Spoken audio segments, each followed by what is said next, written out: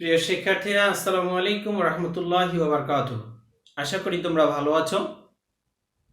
নবম ও দশম শ্রেণীর শিক্ষার্থীরা, আমি তোমাদের গত ভিডিওটিতে অর্থাৎ গত ক্লাসটিতে সমাজ শোষণের প্রথম দুটি ধাপ গ্লাইকোলাইসিস এবং অ্যাসিটাইল কোয়ে, এই দুটি ধাপ সম্পর্কে বিস্তারিত আলোচনা করেছিলাম এবং সেখানে উৎপাদিত শক্তির পরিমাণ, দ্যাট মিনস এটিপি, সেটিও আলোচনা করেছিলাম। আমরা জানি যে গ্লাইকোলাইসিসে 8টি এটিপি উৎপন্ন হয়, অ্যাসিটাইল কোয়েতে 6টি এটিপি উৎপন্ন হয়, দেন ক্রেবস চক্রে 24টি এটিপি উৎপন্ন হয়।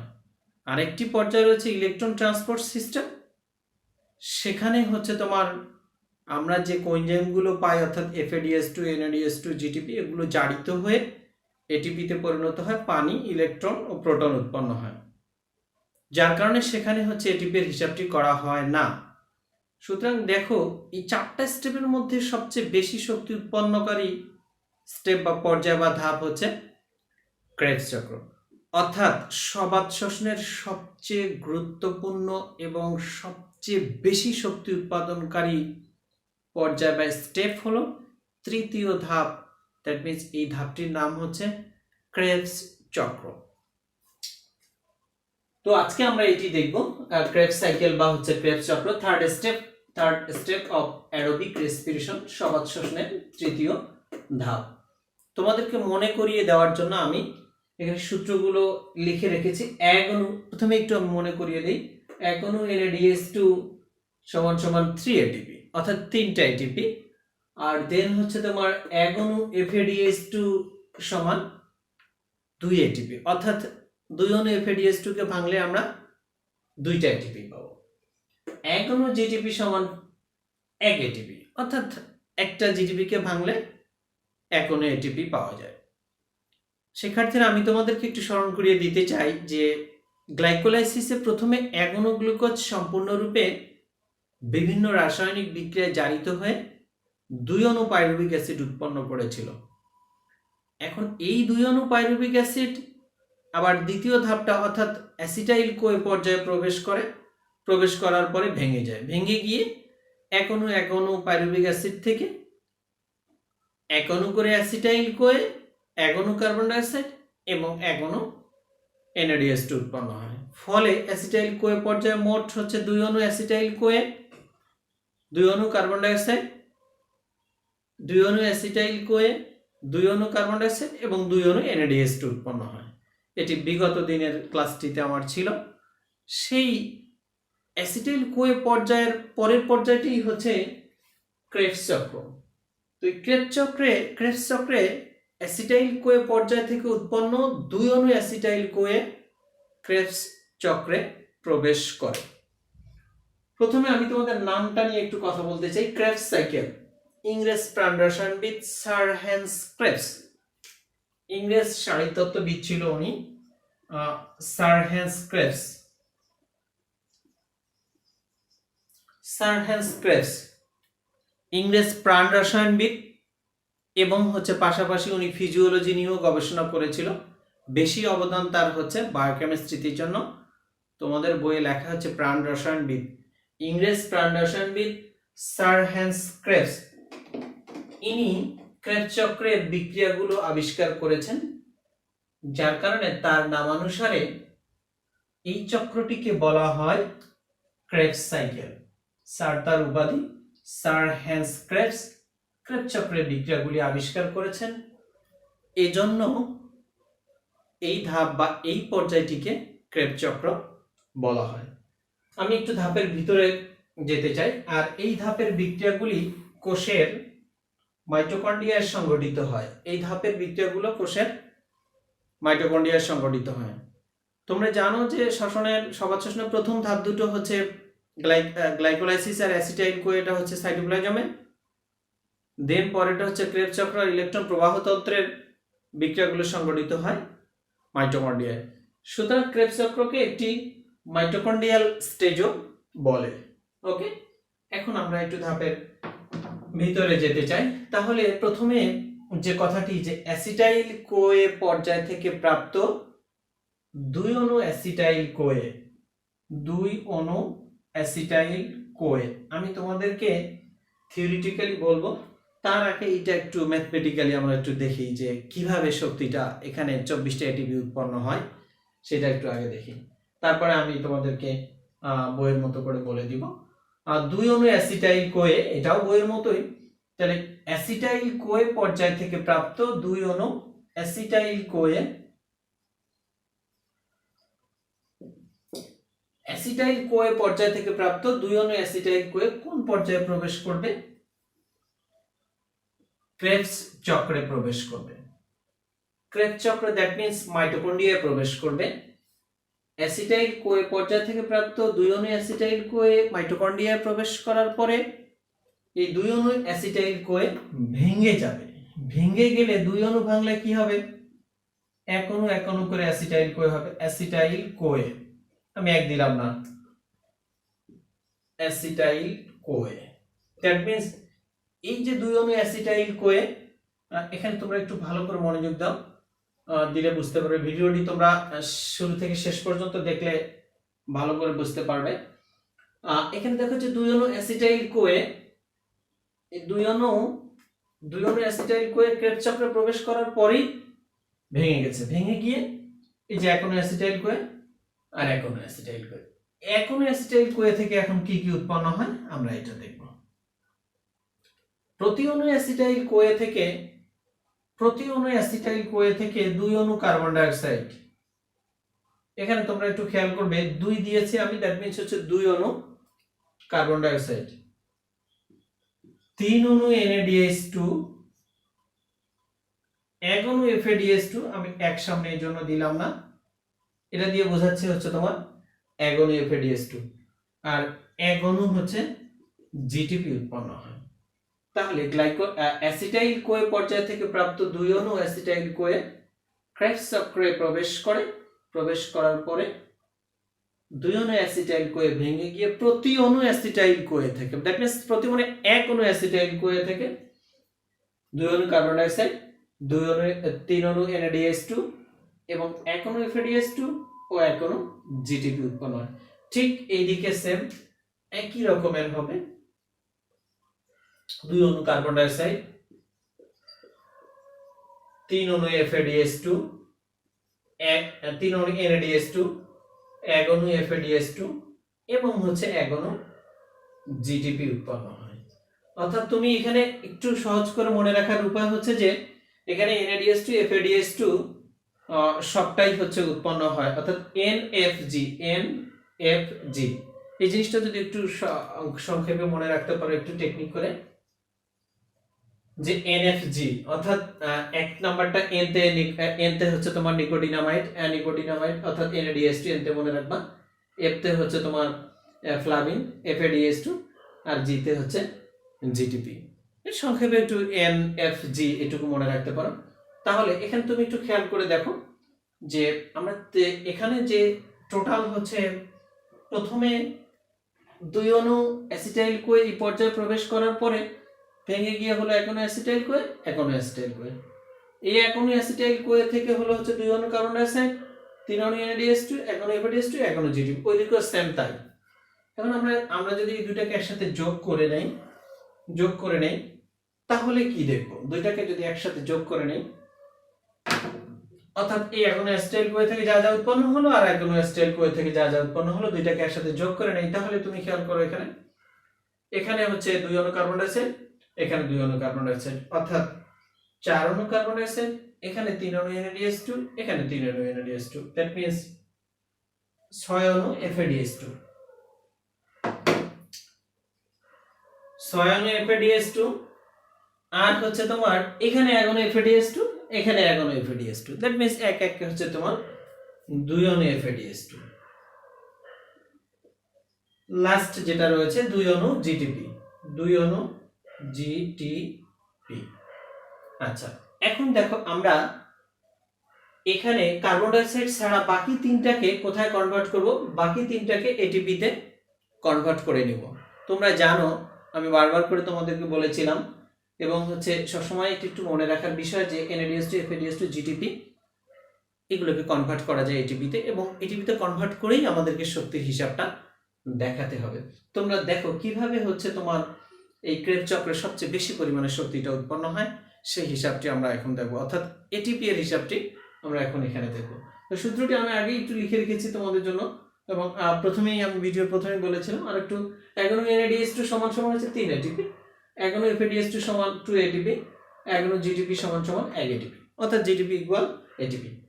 সুতরাং এইখানে আমরা যদি এটিপির হিসাবটা একটু করে নিই, তাহলে দেখো এখানে কি বলছে 6 NADH2, তাহলে এগানো NADH2 সমান সমান কত এটিপি? 3 এটিপি। তাহলে 6 গুণ 3, দ্যাট মিন্স হচ্ছে কত? 3 6 18, 18টা এটিপি। এবার FADH2 তে আসো। FADH2 দুই অণু FADH2 উৎপন্ন হয়েছে, আমরা জানি এগানো FADH2 সমান সমান 2 এটিপি। সুতরাং 2 2 2 2 4, 4 এটিপি। এবার দুই অণু GTP, এগানো GTP সমান সমান এগানো এটিপি। সুতরাং 2 গুণ 1 ইকুয়াল কি? 2। এই দুটোর টোটাল আমরা যদি করে নেই, একটু তোমরা কষ্ট করে মনে রাখতে হবে, এখানে আমার নিচে জায়গা নেই, যার কারণে আমি এভাবে টানটা দিয়েছি।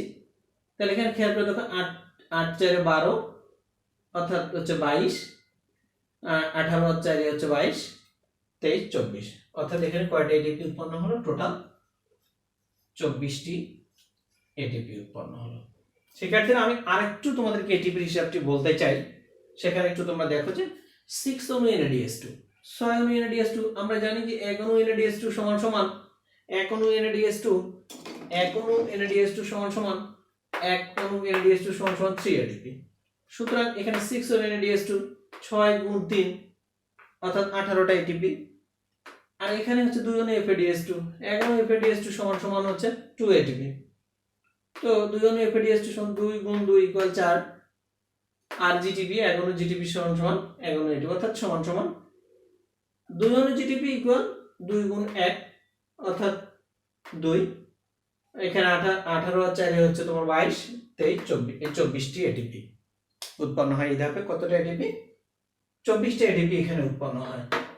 এখানে আরেকটি ছোট্ট কথা আমি বলতে চাই তোমাদেরকে, সেটি হচ্ছে তুমি জানলা যে শ্বসনের সবচেয়ে গুরুত্বপূর্ণ ধাপ হচ্ছে ক্রেবস চক্র, এবং ক্রেবস চক্রে সর্বাধিক পরিমাণে শক্তি উৎপন্ন হয়, অর্থাৎ 24টি এটিপি উৎপন্ন হয়, যার কারণে ক্রেবস চক্রটা হচ্ছে সমাজ শ্বসনের সবচেয়ে গুরুত্বপূর্ণ ধাপ। আরেকটি কথা আমি বলতে চাই, সেটি হচ্ছে তোমরা জানো যে মাইটোকন্ড্রিয়াকে কোষের শক্তিঘর বা পাওয়ার হাউস অফ সেল বলা হয়। তো মাইটোকন্ড্রিয়াকে কোষের শক্তিঘর বা পাওয়ার হাউস অফ সেল বলা হয়, তার কারণটা কি? তার মূল কারণটা হচ্ছে এটি, যে সমাজ শ্বসনে উৎপন্ন এই 24টি এটিপি, অর্থাৎ সর্বাধিক পরিমাণে এই শক্তিটা কোথায় ঘটতেছে? এই বিক্রিয়াটা কোথায় ঘটতেছে? এই বিক্রিয়াটা ঘটতেছে হচ্ছে মাইটোকন্ড্রিয়ার মধ্যে। এই বিক্রিয়াটি ঘটতেছে মাইটোকন্ড্রিয়ার মধ্যে, আর এখানে সর্বাধিক পরিমাণে শক্তি উৎপন্ন হচ্ছে কতটা এটিপি? 24টা এটিপি। মানে 24টা এটিপি উৎপন্ন হওয়ার ফলে এই সবচেয়ে বেশি পরিমাণে শক্তিটা মাইটোকন্ড্রিয়া কোষের বিভিন্ন অংশে সরবরাহ করে। এই জন্যই মাইটোকন্ড্রিয়াকে কোষের শক্তিঘর বা পাওয়ার হাউস অফ সেল বলা হয়। তুমি দুনিয়ার যত সব কথা লিখো, যদি শ্বসনের এখানে সমাজ শ্বসনের ক্রেবস চক্রের কথাটি না লিখো, তাহলে মনে হয় যে মাইটোকন্ড্রিয়াকে কেন কোষের শক্তিঘর বলা হয়, এর আসল কথাটি মনে হয় রয়ে গেছে। সুতরাং নেক্সট তোমরা যদি মাইটোকন্ড্রিয়া কোষের কেন কোষের শক্তিঘর বলা হয়, এই কোশ্চেনটা বিভিন্ন পরীক্ষা আসে 2য় নম্বর অধ্যায়ের জন্য, জীবকোষ ও টিস্যু।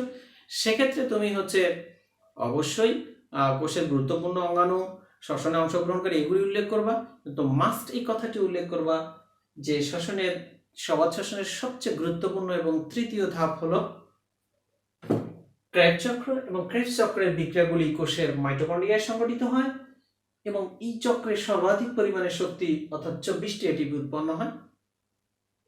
এই চক্রের বিক্রিয়াগুলি কোষের মাইটোকন্ড্রিয়ার মেমব্রেন এবং ম্যাট্রিক্স অর্থাৎ মাতৃকার মধ্যে সংঘটিত হয়, কারণ এই মাইটোকন্ড্রিয়ার মেমব্রেন এবং ম্যাট্রিক্সের মধ্যে সমাজ শ্বসনের বিক্রিয়াগুলি সংঘটিত হওয়ার জন্য প্রয়োজনীয় এনজাইমটা সেখানে থাকে।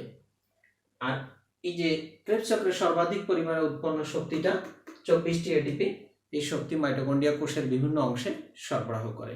এই জন্য মাইটোকন্ড্রিয়াকে কোষের শক্তিঘর বা পাওয়ার হাউস অফ সেল বলা হয়। এট এ গ্লান্স আমি একটু ক্রেবস চক্রটা আর একটু বলে দিই তোমাদেরকে। সবচেয়ে বেশি পরীক্ষায় আসে এটি, এই জন্য আমি একটু এমফাসিস দিচ্ছি, এটাকে সবচেয়ে বেশি গুরুত্ব দিচ্ছি। তো প্রথম থেকে আমি একটু যদি বলি তোমাদের বইয়ের মতো করে, ক্রেবস চক্র সবাত শ্বসনের সবচেয়ে গুরুত্বপূর্ণ এবং তৃতীয় ধাপ হলো ক্রেবস চক্র। ক্রেবস চক্রের বিক্রিয়াগুলি কোষের মাইটোকন্ড্রিয়ায় সংঘটিত হয়। এই ধাপের বিক্রিয়াগুলি ইংরেজ প্রাণ রসায়নবিদ স্যার হেন্স ক্রেবস আবিষ্কার করেছেন। এ কারণেই তার নাম অনুসারে একে ক্রেবস চক্র বলা হয়। অ্যাসিটাইল কোয়ে পর্যায় থেকে প্রাপ্ত 2 অণু অ্যাসিটাইল কোয়ে অর্থাৎ 2 নম্বর পর্যায় থেকে প্রাপ্ত 2 অণু অ্যাসিটাইল কোয়ে ক্রেবস চক্রে প্রবেশ করে, অর্থাৎ মাইটোকন্ড্রিয়া প্রবেশ করে। অ্যাসিটাইল কোয়ে পর্যায় থেকে প্রাপ্ত 2 অণু অ্যাসিটাইল কোয়ে মাইটোকন্ড্রিয়ায় প্রবেশ করে তথা ক্রেবস চক্রে প্রবেশ করে 2 অণু অ্যাসিটাইল কোয়ে ভেঙে যায়। ভেঙে গিয়ে এই দেখো 1 অণু অ্যাসিটাইল কোয়ে আর 1 অণু অ্যাসিটাইল কোয়ে। প্রতি অণু অ্যাসিটাইল কোয়ে থেকে 2 অণু কার্বন ডাইঅক্সাইড, প্রতি অণু অ্যাসিটাইল কোয়ে থেকে 2 অণু কার্বন ডাইঅক্সাইড, 2 অণু NaDH2, 1 অণু FADH2 এবং 1 অণু জিটিপি উৎপন্ন হয়। ফলে মোট 2 অণু অ্যাসিটাইল কোয়ে থেকে 2 অণু অ্যাসিটাইল কোয়ে থেকে 4 অণু কার্বন ডাইঅক্সাইড, 6 অণু NaDH2 এবং 2 অণু FADH2 ও 2 অণু জিটিপি উৎপন্ন হয়। এটিপির হিসাবটি এখানে আমরা জানি যে 1 অণু NaDH2 = 3 ADP, 1 অণু FADH2 = 2 ADP, 1 অণু জিটিপি = 1 ATP। 6 অণু NaDH2 তে তাহলে এখানে যেহেতু 6 আর 1 অণু NaDH2 = 3 ATP, 6 × 3 18, আর এখানে 2 অণু FADH2 2 × 2 4, এখান থেকে আমরা সূত্র থেকে পাই 2 অণু জিটিপি = 2 × 1 অর্থাৎ হচ্ছে 2, 24টি এটিপি উৎপন্ন হয় এবং এই ধাপের বিক্রিয়াগুলি কোষে মাইটোকন্ড্রিয়ায় সংঘটিত হয়। আমরা শিক্ষার্থীরা আমরা একটু পরের ধাপটাতে যাব, লাস্টের ধাপটি, সেটি হচ্ছে সবাত শ্বসনের চতুর্থ তথা হচ্ছে সর্বশেষ ধাপ।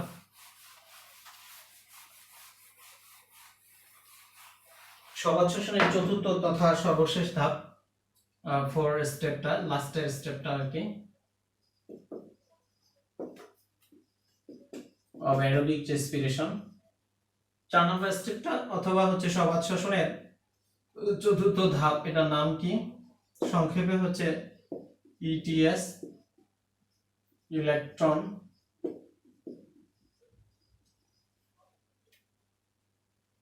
Transport system.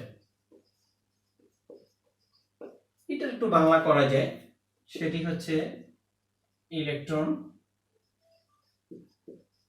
প্রবাহ তন্ত্র। আমি নামের কথাটি প্রথমে তোমাদের একটু বলি, সেটি হচ্ছে ইলেকট্রন প্রবাহ তন্ত্র। মনে রাখবা যে এই ধাপে হচ্ছে তোমার উচ্চ শক্তি সম্পন্ন ইলেকট্রন উৎপন্ন হয়, আর এই ইলেকট্রনটা হচ্ছে উচ্চ শক্তি সম্পন্ন মাইটোকন্ড্রিয়াল পর্যায়ে প্রবেশ করে, অর্থাৎ মাইটোকন্ড্রিয়ার মধ্য দিয়ে প্রবাহিত হয় ধাপে ধাপে, যার কারণেই হচ্ছে এর নামকরণটা করা হয়েছে ইলেকট্রন প্রবাহ তন্ত্র। অর্থাৎ এই ধাপে উৎপন্ন উচ্চ শক্তি সম্পন্ন ইলেকট্রনটা এটিপি উৎপন্ন করতে ব্যবহৃত হয়। এই কারণেই যেহেতু শ্বসনের মূল উদ্দেশ্য হচ্ছে তোমার এটিপি উৎপন্ন করা, আর ইলেকট্রনটা এটিপি উৎপাদনে ব্যবহার হয়, সেজন্যই এই ধাপের নামকরণটি করা হয়েছে ইলেকট্রন প্রবাহ তন্ত্র।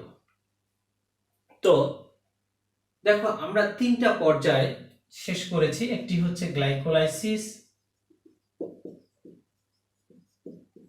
অ্যাসিটাইল কোয়ে এবং হচ্ছে একটু আগে আমরা যেটি দেখলাম সেটি হচ্ছে ক্রেবস সাইকেল। এই 3টি পর্যায়, that means glycolysis, acetyl CoA এবং হচ্ছে ক্রেবস চক্র। গ্লাইকোলাইসিস, অ্যাসিটাইল কোয়ে এবং হচ্ছে ক্রেবস চক্র, এই 3টি পর্যায় থেকে প্রাপ্ত, এই 3টি পর্যায়ে আমরা কি কি পেয়েছি কার্বন ডাইঅক্সাইড ছাড়া। এই 3টা পর্যায়ে কার্বন ডাইঅক্সাইড ছাড়া আমরা কি কি পেয়েছি? মূলত পেয়েছি হচ্ছে তোমার NaDH2, FADH2 আর হচ্ছে তোমার জিটিপি পেয়েছি। এই তিনটাই তো পেয়েছি, NADH2, FADH2, GTP, আর ATP তো আছে, আর আমরা ওইগুলোকে কনভার্ট করেছি কিসে, ATP তে, NADH2, FADH2 আর হচ্ছে GTP।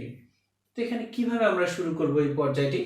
প্রথমেই গ্লাইকোলাইসিস, অ্যাসিটাইল কোয়ে এবং ক্রেবস চক্র থেকে প্রাপ্ত।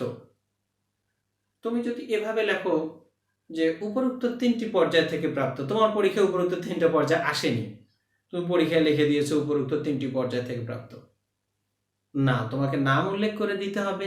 কিভাবে লিখতে হবে?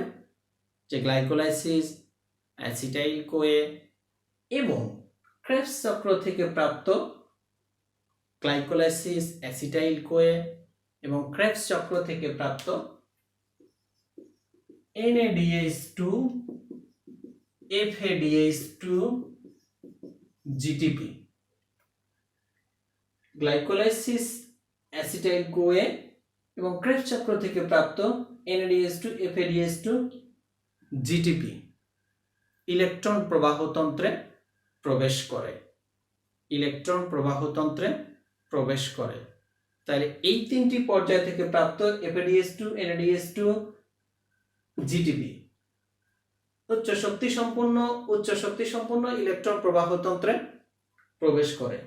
প্রবেশ করার পরে এগুলো হচ্ছে এই যে NADH2, FADH2 এরা বিজারিত যৌগ। কেন বিজারিত? আমি একাধিকবার তোমাদেরকে এটি বলেছিলাম যে H2 অথবা হচ্ছে যদি হাইড্রোজেনটা এইভাবে লেখা থাকে ভেঙে দিয়ে, তাহলে আমরা সেটাকে কি বলি? রিডিউসড, দ্যাট মিন্স হচ্ছে বিজারিত। তাহলে এগুলো বিজারিত যৌগ, FADH2, NADH2, FADH2 বিজারিত যৌগ, তাহলে এগুলো অবশ্যই হচ্ছে তোমার জারিত হবে। জারিত হয়ে কিসে পরিণত হবে? জারিত হয় এরা ATP তে পরিণত হবে। তাহলে আমরা এই পর্যায়ের কথাগুলোকে গুছিয়ে কিভাবে লিখব? এভাবে। সেটি কি?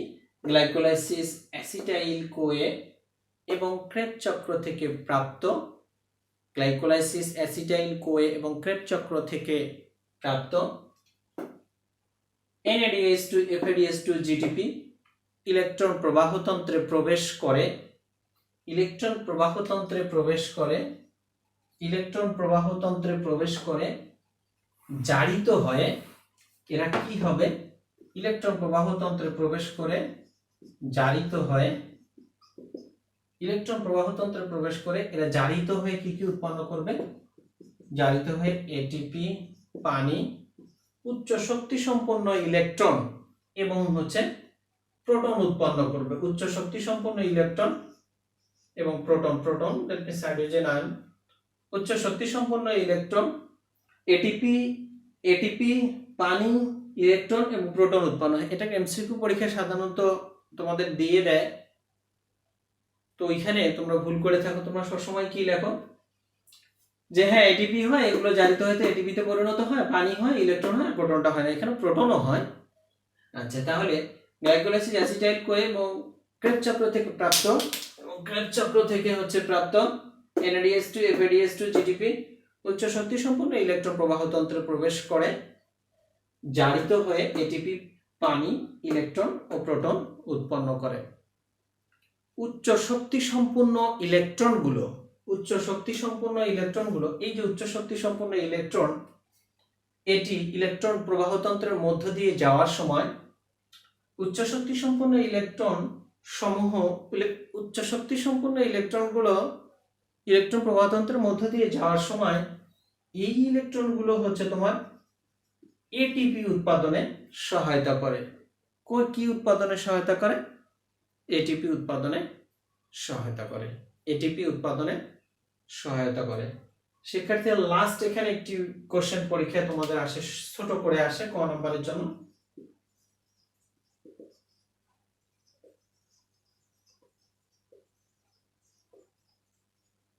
অক্সিডেটিভ ফসফোরাইলেশন,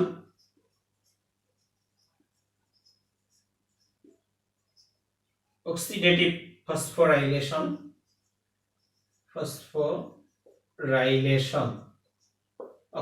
ফসফোরাইলেশন এই সংজ্ঞাটি আমরা কিভাবে দেব? খুব ছোট করে সংজ্ঞাটি, খুব ইজি এবং হচ্ছে অত্যন্ত মজার। ইলেকট্রন ট্রান্সপোর্ট সিস্টেমে this is the stage of electron transport system ETS. Electron transport সিস্টেমে ইলেকট্রনটা আমি সংক্ষেপে দিলাম, তোমরা বাংলা পরীক্ষার সময় লিখবা, হয়তো ইলেকট্রন প্রবাহ তন্ত্রে লিখবা। ইলেকট্রন প্রবাহ তন্ত্রে এটিপি, ইলেকট্রন প্রবাহ তন্ত্রে এটিপি তৈরির প্রক্রিয়াকে অক্সিডেটিভ ফসফোরাইলেশন বলে। অক্সিডেটিভ সংক্ষেপে দেই, আমি এটা এভাবে সংক্ষেপে দিতে পারি, অক্সিডেটিভ ফসফোরাইলেশন বলে। তো আমি আবারও বলছি, এখানে যদি লাস্টে একটু কম দেখা যায়, ইলেকট্রন ট্রান্সপোর্ট সিস্টেমে এটিপি তৈরির প্রক্রিয়াকে অক্সিডেটিভ ফসফোরাইলেশন বলে। এখন তোমাদের মনে কোশ্চেনের উদয় হতে পারে, অথবা দেখা যাচ্ছে তোমার কাছে মনে হতে পারে ফসফোরাইলেশন বুঝলাম, কারণটা হচ্ছে তোমার এটিপি তৈরি হয় কিভাবে, এডিপি এর সাথে অজৈব ফসফেট যুক্ত হয়ে এটিপি তৈরি হয়। অর্থাৎ এটিপিটা তৈরি হয় কিভাবে সেটি তোমাদের জানা রয়েছে, যে এই এটিপিটা তৈরি হয় এডিপি এর সাথে অজৈব ফসফেট যুক্ত হয়ে, সূর্যালোক আর হচ্ছে ক্লোরোফিল, এসএল সানলাইট আর হচ্ছে সিএল সূর্যালোক আর ক্লোরোফিল। তো ওইটা আমরা জানি, ওটা তো হয়ে থাকে। এখন এখানে এই জায়গাটার ক্ষেত্রে আমরা দেখবো যে এই উচ্চ শক্তি সম্পন্ন ইলেকট্রন, এটি হচ্ছে তোমার এটিপিটা উৎপন্ন হয়েছে তোমার, শুরু তোমরা খেয়াল করে দেখো, সালোক সংশ্লেষণ থেকে শুরু করে ওখানে সালোক সংশ্লেষণের বিক্রিয়া আমরা যখন দেখছি তখন সূর্যালোক এবং হচ্ছে ক্লোরোফিল সহায়তা করেছিল এটিপি উৎপাদনের ক্ষেত্রে। বাট এখানে এসে এই জায়গায় এসে সেম হচ্ছে আবার এই এটিপিটা তৈরি হবে কিভাবে, একইভাবে তৈরি হবে, এডিপি এর সাথে অজৈব ফসফেট যুক্ত হবে। বাট এখানে এটিপিটা তৈরি হওয়ার সময় এই জায়গাটা যেহেতু হচ্ছে এটা শ্বসন, এই কারণে এখানে হচ্ছে তোমার ক্লোরোফিল আর সূর্যের আলোকটা এখানে লাগতেছে না, বাট এখানে ইলেকট্রন বাহকগুলো বা ইলেকট্রনের প্রয়োজন এই জায়গায় সহযোগিতা করে সূর্যালোক আর ক্লোরোফিল, এর পরিবর্তে এখানে সহায়তা করবে কি, ওই যে উচ্চ শক্তি সম্পন্ন ইলেকট্রনটা এখানে সহায়তা করে এডিপি আর হচ্ছে অজৈব ফসফেট এর সাথে যুক্ত হয়ে এটিপি তৈরি হবে। এখন আমার কথা হচ্ছে যে অক্সিডেটিভ ফসফোরাইলেশন নামটা কেন হয়েছে, আমরা জানি যে ইলেকট্রন ট্রান্সপোর্ট সিস্টেমে অক্সিজেনের প্রয়োজন হয়, এই জন্য এর নাম হচ্ছে অক্সিডেটিভ। আর ফসফোরাইলেশন যেহেতু এটার সাথে অজৈব ফসফেট যুক্ত হয়ে এটিপি তৈরি হচ্ছে, এই জন্য এটার নাম হচ্ছে অক্সিডেটিভ ফসফোরাইলেশন।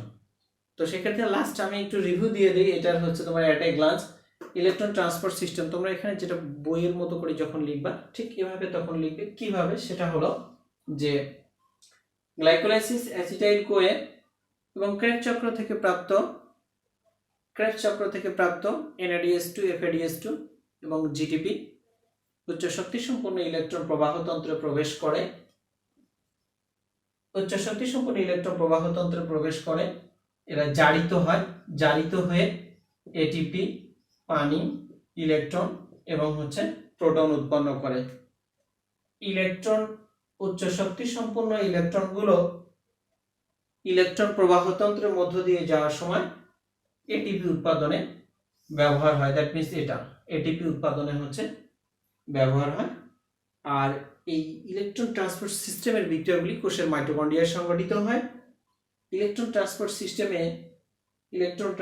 সিস্টেমে এটিপি তৈরির প্রক্রিয়াকে ইলেকট্রন ট্রান্সপোর্ট সিস্টেমে এটিপি তৈরির প্রক্রিয়াকে অক্সিডেটিভ ফসফোরাইলেশন বা হচ্ছে তোমার অক্সিজেনের উপস্থিতিতে হচ্ছে, এই কারণে এটাকে বলা হচ্ছে অক্সিডেটিভ ফসফোরাইলেশন। তো সেক্ষেত্রে নেক্সট দিন আমি হচ্ছে তোমাদের সবাত শোষণে এটিপি এর হিসাব এবং হচ্ছে প্রবাহ চিত্র ও রেখাচিত্র এটা নিয়ে আরেকটি হচ্ছে ক্লাস নেব।